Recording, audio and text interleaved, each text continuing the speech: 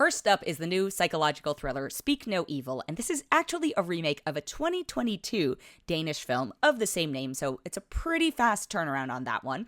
It stars James McAvoy, Mackenzie Davis, Aisling Francoisi, and Scoot McNairy, and it's about two families, and they become vacation friends, and then one of the families invites the other to become real-life friends and do a visit, and everything is downhill from there. And honestly, that should have been the first red flag, is that they are vacation friends trying to do anything in the real world. Everyone knows that if you make vacation friends, they're supposed to be ephemeral and just be in the moment. Now, this is not a horror film. I mean, there are times when, if you watch the trailer, this isn't a major spoiler.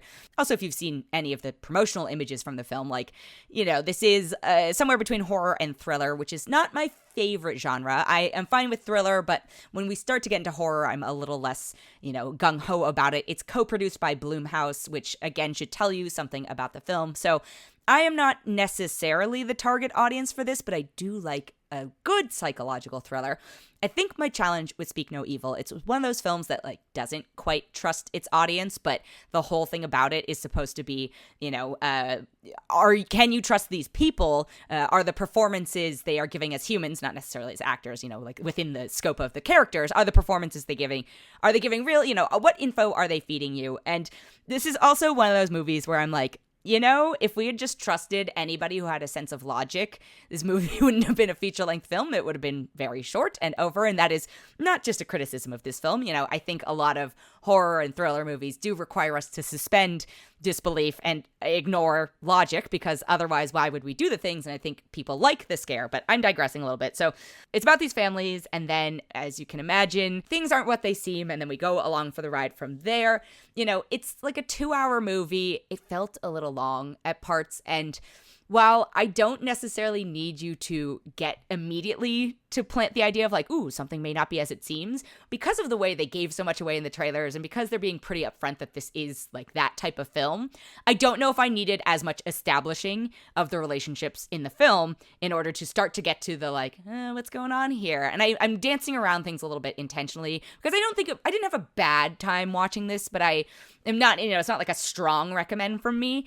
If you are keen to see it, I think you will probably get a sense of what you're in for anyway, and you will see it and have a decent time. If you were on the fence, I am kind of reticent to recommend it. I'm not going to go around saying this is the worst thing I've ever seen, blah, blah, but like I said, my issue with it, one, has to do with the logic of just the behavior and motivations of some of the characters. And two, again, in the trailers, James McAvoy is good at the turn on a dime, questionable performance, is there something more sinister to him here?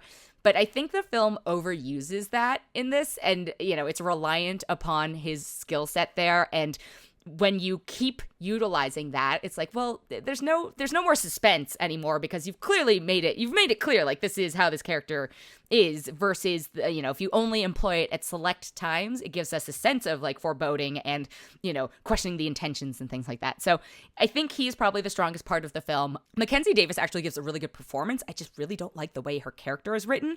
It's not to say that, it has nothing to do with her. I just don't like the kind of dynamic between her and her husband's played by Scoot McNairy, and that they're the ones who go to visit this family after they've become vacation friends at the invite of James McAvoy's character. Again, there's not a ton more to say without giving spoilers, and I'm not going to do that. But like I said, if you were really gung-ho on this, I'm going to say maybe temper your expectations, but it's still fine. You could turn your brain off. It'd be totally fine. If you were on the fence about this, I am going to say you could probably wait till it comes out on streaming. And if you were not interested in this at all, I'm certainly not going to be the one to say no, ignore all these things and actually go see it. So it's a kind of meh film for me. I'm going to give it a 3.6 out of 5. The other film I have this week is called My Old Ass, and it's definitely a smaller film than something like Speak No Evil. And I'd heard good things about it, and I always try to avoid hype, etc., because things can get overhyped. But I actually thought this was a really sweet film. It is written and directed by Megan Park, and it stars Maisie Stella as a character called Elliot, who just goes on a drug trip and meets an older version of herself, played by Aubrey Plaza. And then it's about the kind of dynamic between the two of them, and it's one of those time travel / warning from the future, back to the future quandaries of, how does information that you get impact your past and your decisions and all this stuff. And I thought that Maisie Stella is super charming in this.